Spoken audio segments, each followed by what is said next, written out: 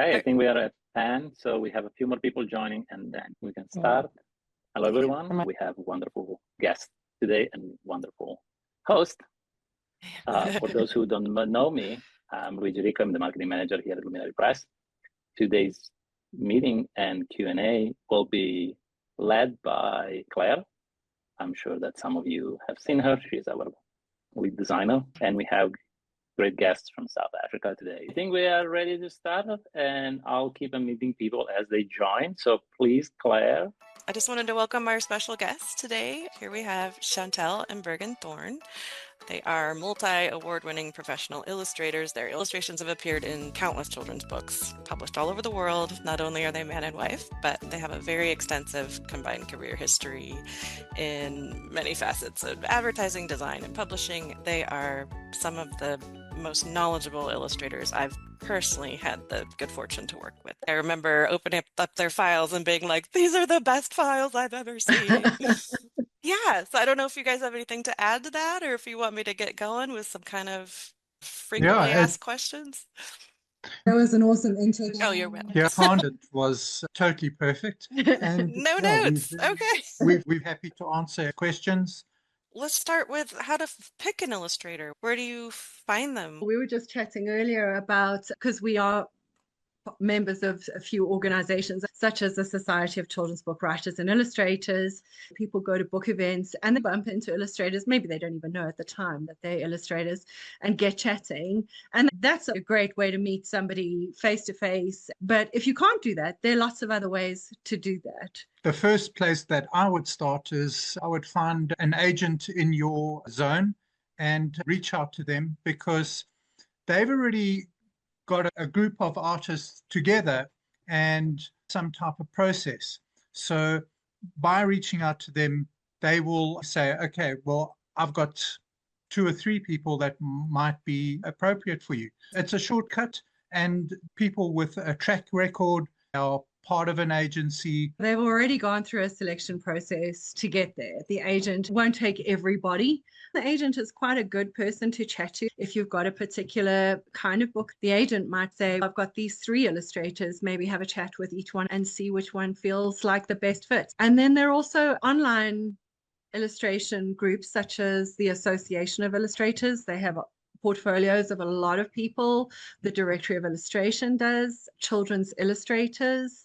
They also have a range of people, and you can go online, look at portfolios, get a feel for content they do. I've also been going to our Saturday market, our farmers market. There's artist booths there, and I've been able to take cards from local illustrators. It's so nice to talk to them in person and get a sense of, a lot of them also have these side gigs, selling their prints and cards. While we can do so much virtually, it's important to talk to and really get a sense of who your illustrator is, what their style range is. So that's where to find them, folks. If you know an illustrator or an artist, it is a small community. Even if we can't do a particular style or illustration you want, we'll know somebody that does. And there's lots of referrals going on between. The arts are very feast or famine. Referrals are definitely a factor. So let's say you've selected an illustrator and you want to get started. What does an author need to know? What info does that illustrator need from you just to get the conversation started about your scope of project, what they want to see of your style, all of that? What do you wish authors knew about that part of the process? Getting to what we are doing right now, it's question and answer. It's a meet and greet, have a conversation. Those things are very crucial, because we start getting a feel for where the author is coming from. Once that ice has been broken, then we get into the more meatier part, the text, and depending on where the author wants to go with it. You get a feel for the tone of voice of the book. When you're having that conversation, maybe the author reads it to you. It's amazing. When you read your own story out loud, you put in all the inflections and emphases that you want there, and your illustrator will pick all of that up, and you'll be on the same page as to what kind of voice you want to be using, whether it's a softly, quietly through the woods or loud and shouty in a classroom. There's so many different kinds of building tension up to the page turns. You're going to get all of that in that first read together and set up your feel for the book. And I'd imagine your scene breaks too. Early on, a lot of authors come to us, but they say, I have a story. How do I get started with an illustrator? We've pointed you to a website where you can find your illustrator. What info do they need to get started? So I know we usually direct people to develop a storyboard. What does an author need to know about that before they can get to their first sketch? What does an illustrator need to know about the project to get started? Once we've done that read through the manuscript, as you're saying, storyboards, we call them thumbnails sometimes, or a flat plan.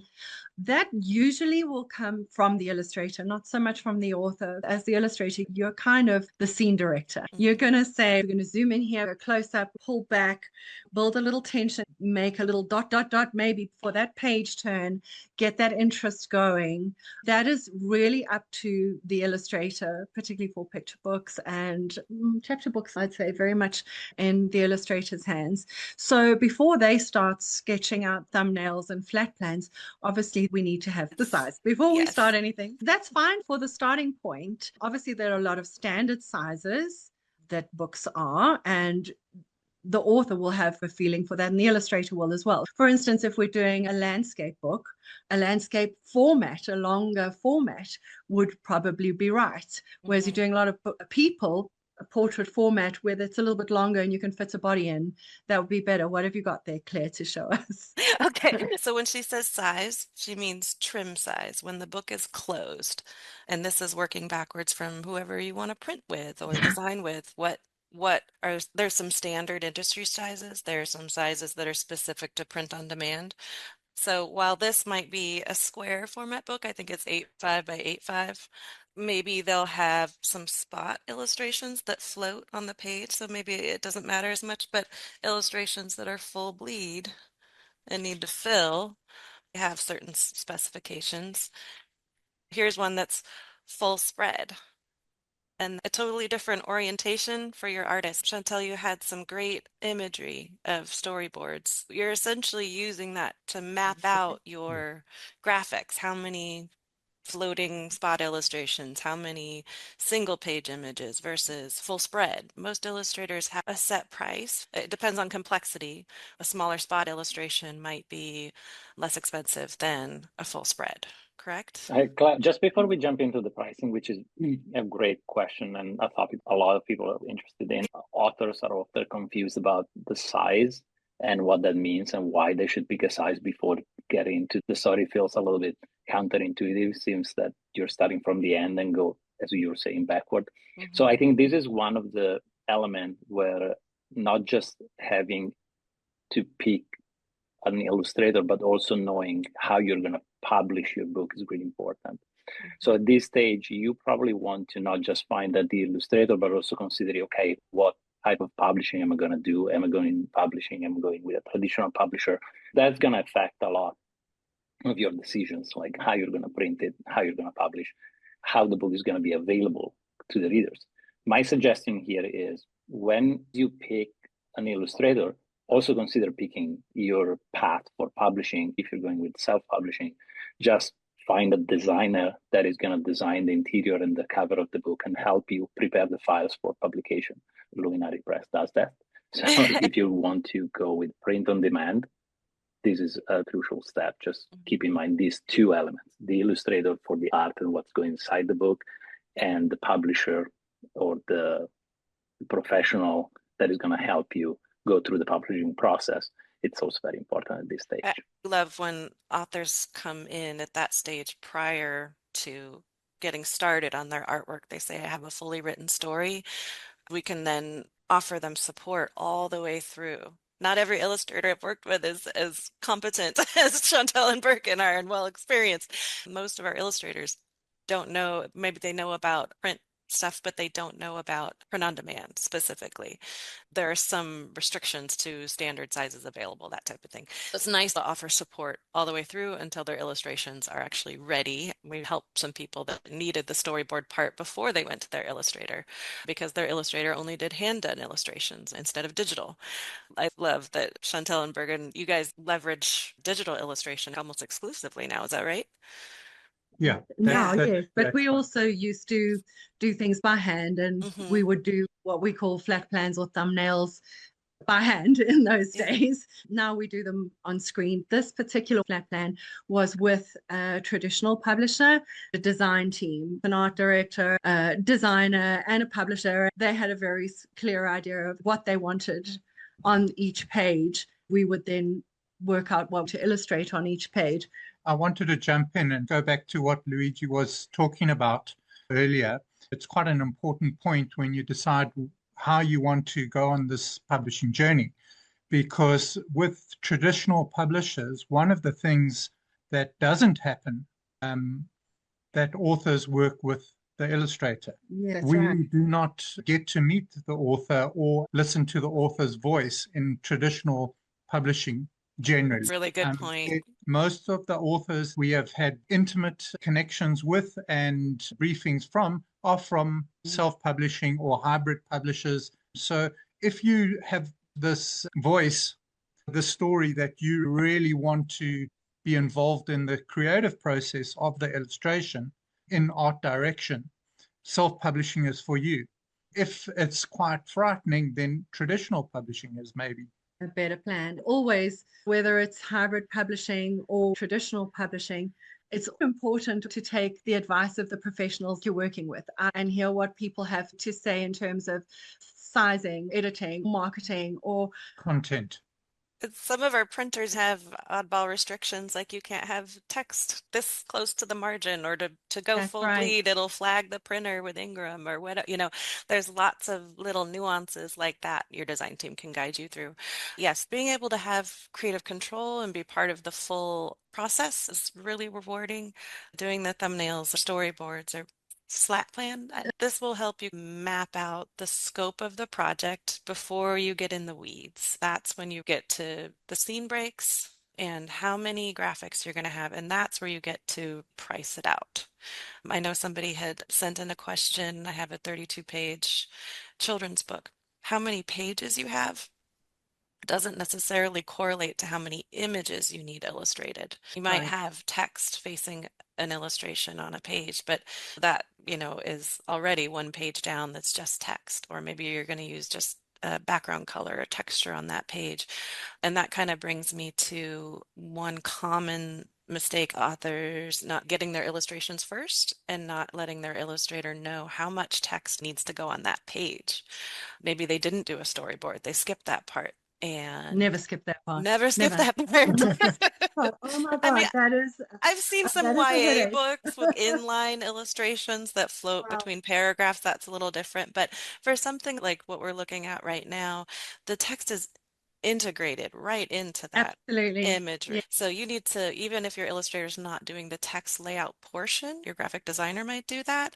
If you're lucky, you get someone like Chantel and Bergen that do both type layout and illustration. You have to plan for that. You have to create low contrast areas so your text is legible. That would be with your illustrator. Hopefully, your illustrator will know that and they will like this book. Your illustrator will also know, if you look at this, you'll see there are white pages and pages that have a tone. So you're balancing white space with a full page, with a double page spread. Your illustrator or designer or both will understand that the book needs that rhythm, that pace, so that you're not edge to edge on every page. Look, there's some books that are edge to edge on every page, and you've really got to work out where the text goes, if it's going to be white out. So you understand from the beginning, before you start doing full page sketches, of where you want things and how densely detailed those areas are going to be. I was just going to touch on something Claire was alluding to, and that is the typography and the illustration. There needs to be synergy between the two. They need to work hand in glove, because just like the story itself, the typography that's used and the illustration all need to tie in together. And they add to each part's understanding. So the image should support the text and the text should support the image. They don't have to echo each other. Sometimes you might even be able to edit the text a little bit less, because you've already got it in the illustration. You might not need to say the red bus if it's very obviously a red bus, unless there's a reason to bring that word up, or perhaps you're writing a book on colors. So each page, red, yellow, blue should be in bold. There are reasons for including text. So in a picture book, every single piece of text that you include is important. That goes for the picture as well. It's important to know why you excluded it, if you are going to exclude. And tell me, where do you go from here? Once you have the number of full bleed, full spread, single page, where do you go from there to actually get started? You've approved, the author has approved this storyboard concept, they've approved your estimates, your quote for the job, and you're guiding them through the process. Where do you go from there? What you're seeing on your screen right now is the first rough sketch of a page. The gray border that you're seeing would be the bleed. For first-time authors, Yeah. if you have an illustration that goes all the way to the edge and you don't want a little white piece of paper to show up, you want it to be flush all the way to the edge. In order for the printer to do that reliably, you need another, let's see, in the case of our printers, 1/8 of an inch, 1/4 inch extra, they call it bleed artwork, that they can trim off. So you get that nice crisp edge all the way. So you want to make sure your author's adding a little bit more that we know we're going to lose in trimming. Yeah. On this one, you can see that gray area that the illustrators, us in this case, we know that we don't want anything important in that area. It's going to get cut off, but we know that it's part of the final art, and we include it so that we make sure, it's not, we use millimeters, 3 millimeters or 5 millimeters, making sure that we've got enough. If you look very closely, there's some crop marks, which is the edge of the page, and running through the center, this dotted line, which indicates the gutter. And you don't want to have a face running through the gutter, an arm necessarily running through the gutter. You don't want to fold your elephant in half so that all ears on either side, The binding will eat some of your image. You'll get distorted baby doll face if you have a person right in the gutter. So you're always planning, like here you can see that area is kept reasonably clear, so that nothing is going to disappear and nothing important is going to disappear into that space. If you're working with a team, they're going to set up all the pages with rough sketches with the text in place. You're going to look at the entire book laid out like that, so you know how your flow is. Oh yes, everything's working. Oh, this page, I think we're going to move this tiny bit of text. It doesn't need to be here. It actually works better on the next page, as we did here. We decided Lion needed to look at the reader. It was more engaging for him to look at the reader, and we can see what he's preparing to do. In fact, his family are all watching him because they know he's preparing to do something. I love it. Yeah, now, so the reader is just helping us anticipate any issues before the artist goes through to do all the labor to go full color. They really want to make sure they've got it right or see any trouble areas that the team can identify before they do all that work. Saves everybody time and money. So as we've seen on the flat plan, that gives the author a good idea of what is going to go where. It's very simple.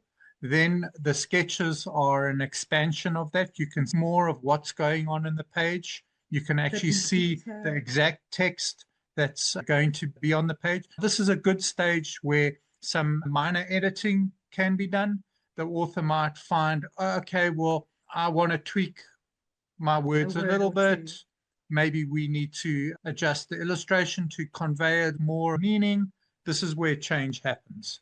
Because this was a large publisher, we went through a few stages. So we sent an early color that wasn't completely finished and then worked on this to be completely finished. And you'll see Lion, compared to here, he moves fully into the spotlight of the moon so that he becomes very much the prime character. Those are the little tweaks you get to make when you're working in stages. As Claire said, you don't wait till the end. It's a disaster to try and unpick some of the stitching that has already happened. It's so, like, this is really the fun part, though. You get to see it come to life. It's exhilarating. I love this part. We don't provide illustration services here in-house, but I've had the experience of illustrating my dad's children's book. This is so fun. And after all the yeah. years of him imagining it in his mind and then bringing it to life, that moment is pretty special. This is gorgeous. I love seeing the evolution.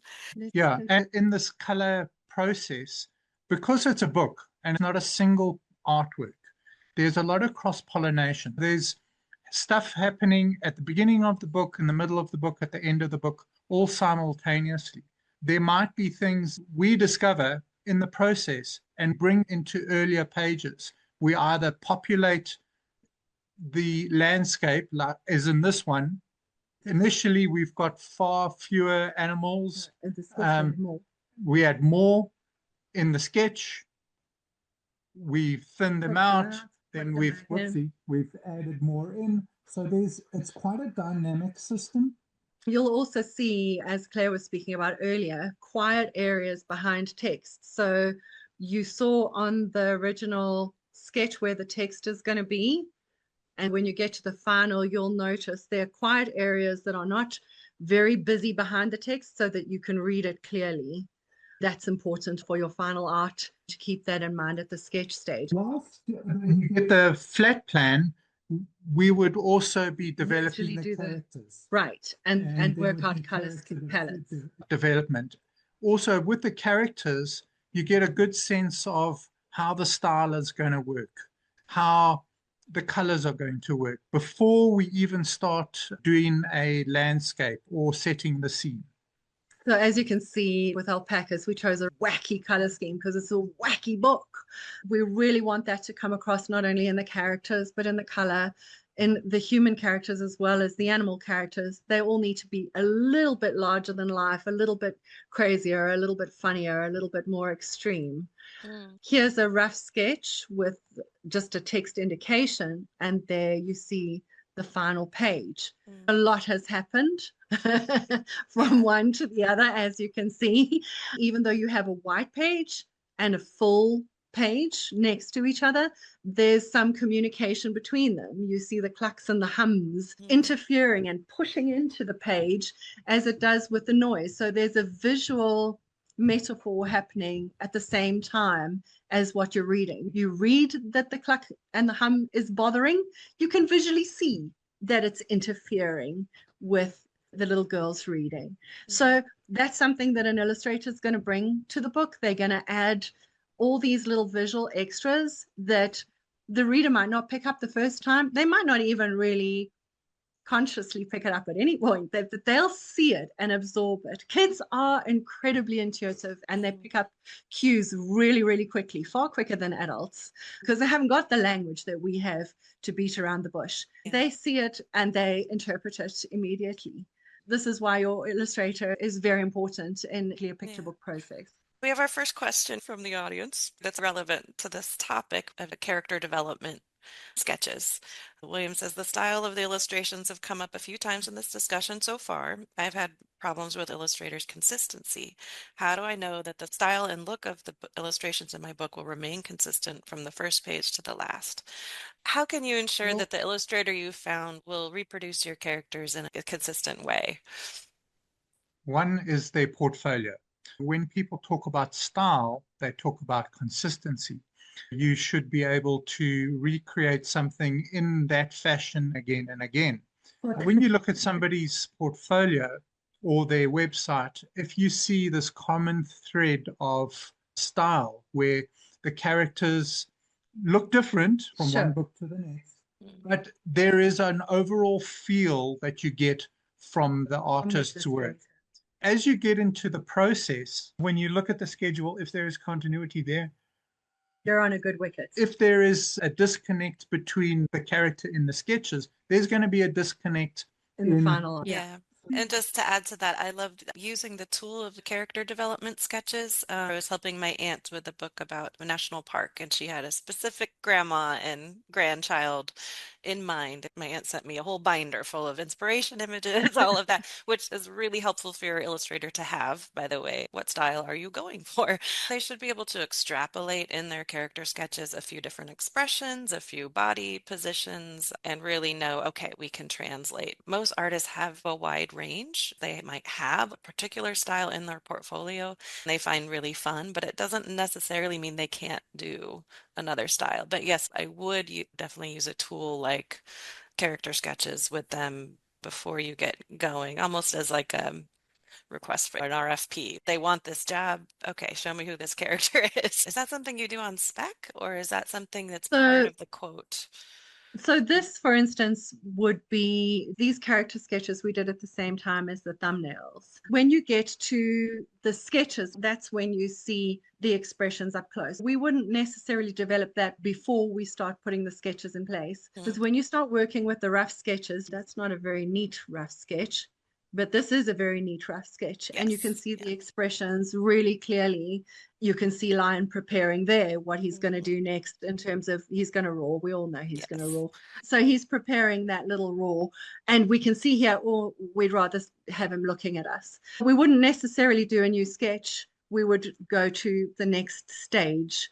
Mind actually bringing up your website so we can show people some samples from your portfolio? Yeah. There we go. So yeah, I can already see some consistency if you scroll down in the books these guys have already done, that I can see this is whimsical, playful, and fun. I can see it's digital, textured.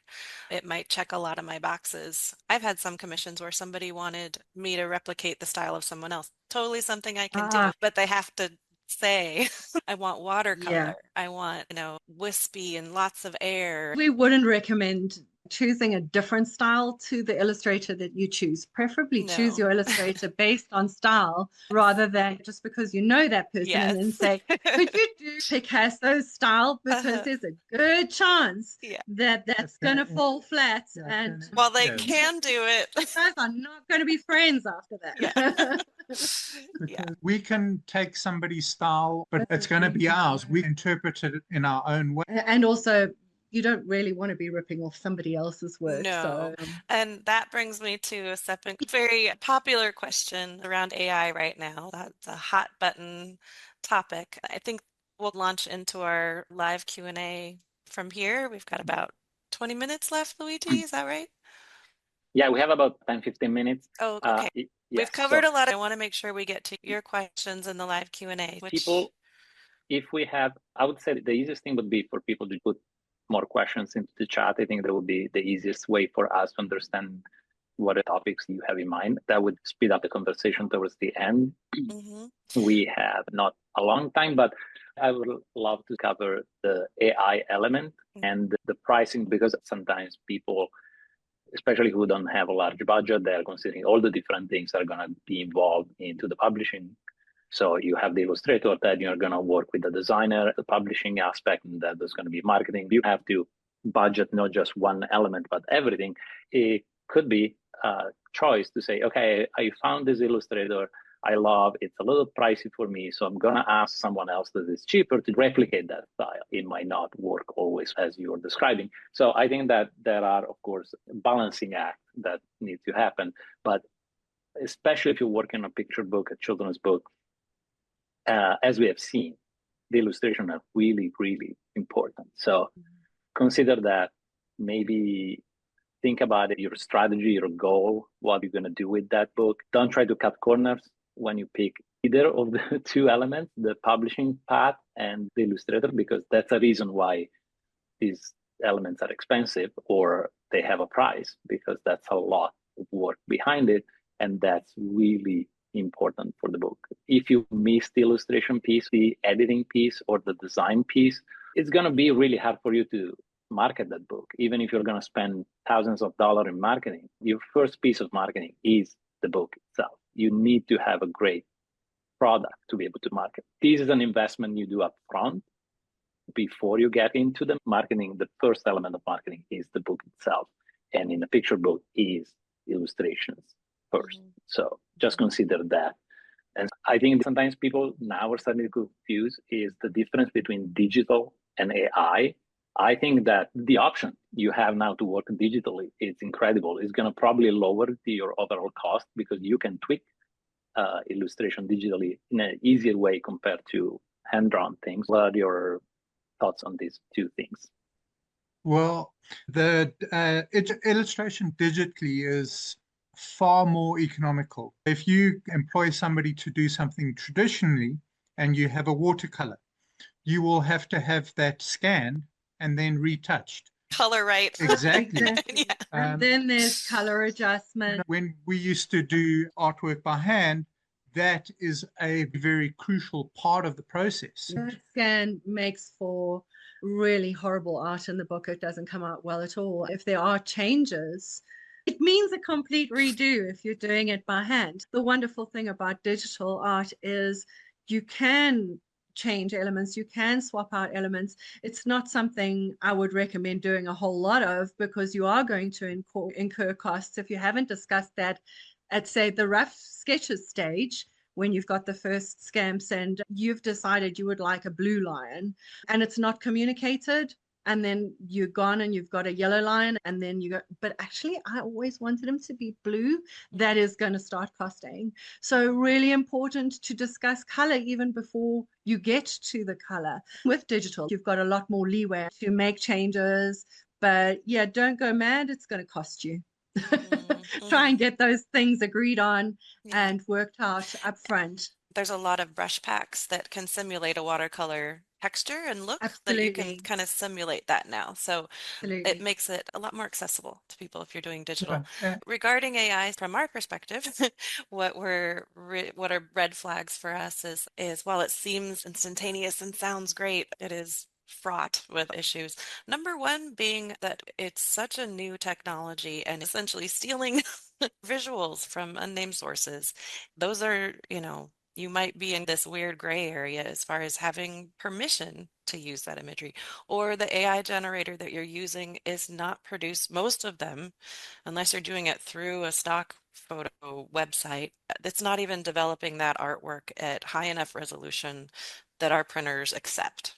So while it seems easy and smart and you're cutting corners and it's cheap, you will run into big problems if you're trying to publish. We really dissuade people from using that. It can be used as a tool to grow a bleed in Photoshop, but that's about it. We really do not recommend using it. Yeah, just a quick element. That is where we for sure would see problems with consistency, because usually AI is not able to replicate. Okay. Same page. I love it that we're on the same page. Yeah.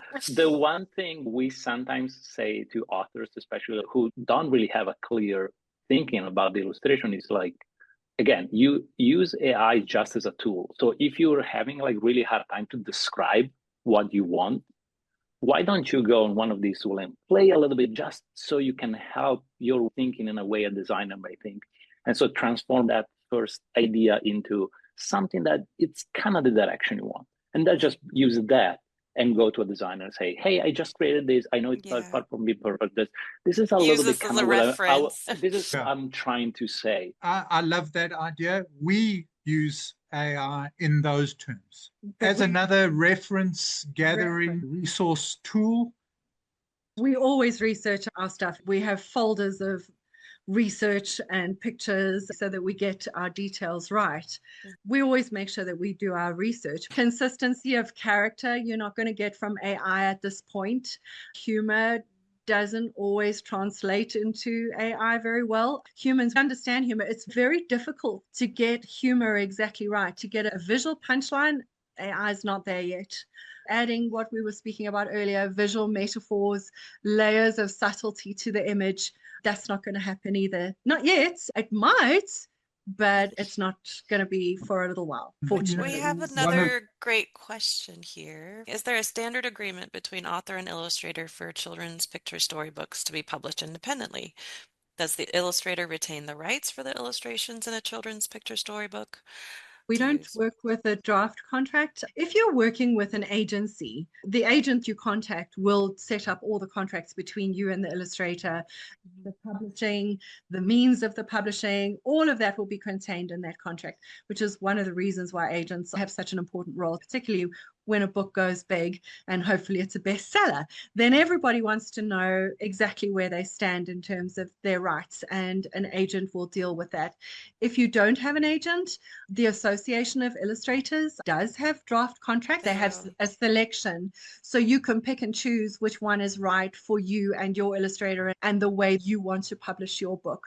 As Luigi was also saying earlier, there are all sorts of different kinds of ways of publishing, and you were speaking about it, Claire, in terms of print on demand and traditional printing. So all of that would fit into your contract. Yeah. In the construct of print on demand, self-publishing, most of what we're seeing is, while you can do a co-authorship as far as how it appears on Amazon or barnesandnobles.com, your agreement between you and your illustrator, the author-illustrator contract, is whatever you want to make of it. I know that like KDP, Amazon's print on demand printing arm, with distribution, they don't split royalties. So one person needs to hold the self-publishing account. And then if you want to do a royalty agreement, between you and your author would work that out. Usually all the royalties go through the author and they get full rights. And this might be why some illustrators don't want to do a full partnership with you where you're going into publishing together. It might be more of a work for hire thing where you're getting a set price for all your artwork and then you get exclusive rights to use it for marketing. I like to see, there's only been a few cases where somebody didn't feature the illustrator, their name on the book cover for whatever reason, but we always like to see the author, the illustrator name, and recognized on the copyright page. But the royalty split is kind of between you guys in self-publishing as far as what we see more typically. Yeah. And often it is just simpler and cleaner to do a work for hire, especially if it's a first book. Nobody knows how it's going to sell out there. You don't want to have confusion. Some illustrators thinking they're going to have a bestseller, doesn't happen. So all of that needs to be discussed. And yes, contractors, we should have said that before we got to thumbnails, flat plans. How did we not? I took us on a side quest. We forgot this. So we started down. The cart has left. It's run over the finish line. The horse hasn't even gotten out of the stable. I'm driving the bus. So what am I doing? Yeah, I mean, we said that the first step would be a conversation, and in that conversation, of course, you should address all these elements. Once you establish your scope of project, you end up absolutely. with a contract before anyone. And different authors have different goals. Not everybody thinks about a bestseller. You might have a book that you want just to have for your niece and nephew and grandchildren and friends and family. In that case, just hire the illustrator. It's probably the best way. If you have a series, if you are planning long term, if you have a plan and you know that you really love that illustrator, you're going to do maybe 5 books. Well, maybe there is a reasoning for revenue share or whatever that might be. We are almost on time. I think we should organize another one of these because it's so interesting and absolutely. So before we close, I just put in the chat some contact for Luminare Press. Chantel and Bergen, add your contact too. So how can we, how the people your website can find you link here? In there. Either your website or social media, whatever you want. If you have questions, we offer free consultation. If you have a storyline and you want to get rolling for 2026, that's the best way for you to interact with us. Get a hold of us, we'll make it for you. Absolutely. Yeah. Or if you just have questions how to get started. Thank you for coming. Thank you, Chantel Bergen. Yes. Thank and you for your time and your knowledge. Superstar. I think this is extremely helpful for anyone who has a book in mind. And it's really the first step to understand and see the complexity behind it. Thank you again.